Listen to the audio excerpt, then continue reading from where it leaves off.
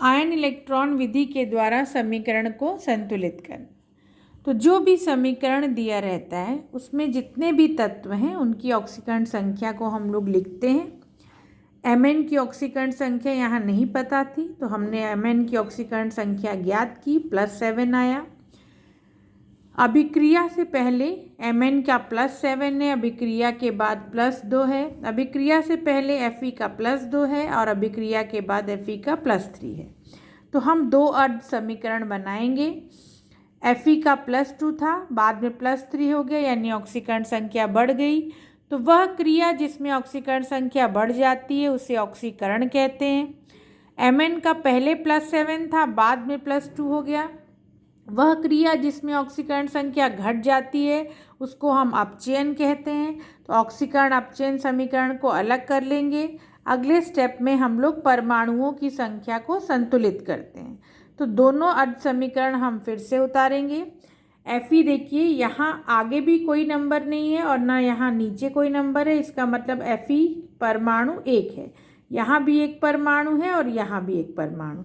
Fe के दो परमाणु बराबर हैं। यहाँ देखिए MnO4 है और यहाँ पर जो है Mn है। तो यहाँ ऑक्सीजन 4 दिख रहा है, इसलिए यहाँ पर जो है ऑक्सीजन की वजह से हम यहाँ पे 4 लिखेंगे। और जैसे ही यहाँ ऑक्सीजन 4 होगा वैसे ही हाइड्रोजन 4 दूनी 8 हो जाएगा। तो यहाँ पर हाइड्रोजन की संख्या क्या लिखेंगे? 8। अब ये हमारा समीकरण परमाणु के आधार पर संतुलित हो गया। अब हम आवेश संतुलित करेंगे। तो यहाँ Fe पे +2 है और आफ्टर रिएक्शन Fe के ऊपर +3 है। +2 है, यहाँ +3 है। तो +3 को हमको +2 बनाना है, इसके लिए हम यहाँ पर एक इलेक्ट्रॉन जोड़ देंगे। तो अब यहाँ भी +2 हो गया और यहाँ पर भी +2 हो गया। यहाँ एक H पे +1 था, अब 8 H हो गए यानी +8 हो गया। +8 में से एक माइनस कर दिया तो इधर का कुल आवेश जो है कितना हो गया? +7। और यहाँ पर +2 ही है। अब यहाँ +2 है और यहाँ +7 है। +7 बड़ा है इसलिए इलेक्ट्रॉन इधर ही लिखेंगे। यहाँ 7 है, यहाँ 2 है, यानी 5 का अंतर है, इसलिए 5 इलेक्ट्रॉन लिखेंगे।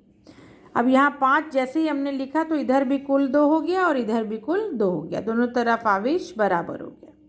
अब हमको इलेक्ट्रॉन को काटना है, इसलिए पहले समीकरण में हम 5 से गुणा करेंगे। तो जब पहले समीकरण में हम 5 से गुणा कर देंगे तो यहाँ 5 इलेक्ट्रॉन हो जाएगा। अब पहले समीकरण में जब 5 से गुणा कर देंगे तो और फिर उसके बाद दूसरा समीकरण उसमें जोड़ देंगे। तो जब हम दोनों समीकरणों को यहाँ पे जोड़ देंगे तो ये वाला 5 इलेक्ट्रॉन और ये वाला 5 इलेक्ट्रॉन कट जाएगा। अब एरो के इधर यहाँ जो भी है 5Fe+2 8H+ और MnO4 इसको इस तरफ लिखेंगे और ये तीनों इधर लिखेंगे। अब देखिए उत्तर की जांच हम कर सकते हैं। यहाँ 8+ है और यहाँ 5 दूनी 10, 8 और 10 18 हो गया। 18 में से 1 घटा दीजिए तो 17, यानी इस तरफ का कुल चार्ज 17 है। और इधर देखिए 5 3 15 और 2 17।